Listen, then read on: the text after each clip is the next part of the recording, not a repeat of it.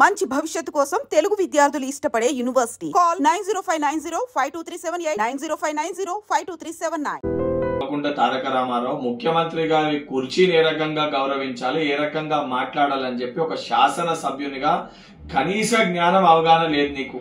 గౌరవం కావాలి, గౌరవం కావాలి, గౌరవం ఇస్తలేదని మాట్లాడుతున్నావు. ముఖ్యమంత్రి గారి కుర్చీకి ఏ రకంగా గౌరవించాలి ఆ జ్ఞానాన్ని 80,000 పుస్తకాలు చదువుకుని మీ తండ్రి నీకు నేర్పలేదా?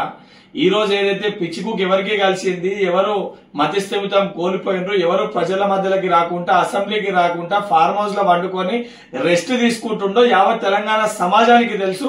నిజంగా అసలు పరిస్థితి ఉంటే వెళ్లి మీ తండ్రి గారికి చెప్పించి అసెంబ్లీకి బయట ప్రజల మధ్యలోకి తీసుకొని వచ్చి వారి యొక్క బాధ్యతని వారికి గుర్తు చేయి.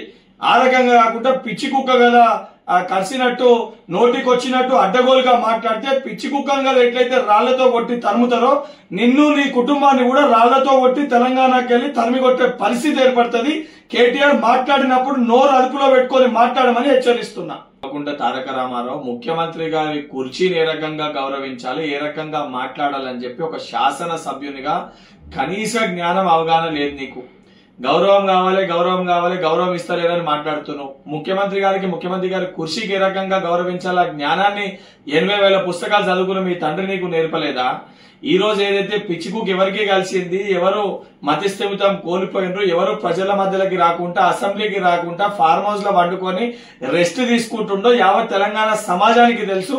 నిజంగా అసలు పరిస్థితి ఉంటే వెళ్లి మీ తండ్రి గారికి చెప్పించి అసెంబ్లీకి బయట ప్రజల మధ్యలోకి తీసుకొని వచ్చి వారి యొక్క బాధ్యతని వారికి గుర్తు చేయి.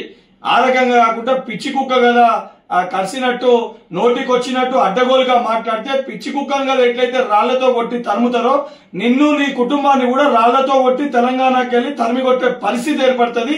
కేటీఆర్ మాట్లాడినప్పుడు నోరు అదుపులో పెట్టుకొని మాట్లాడమని హెచ్చరిస్తున్నా.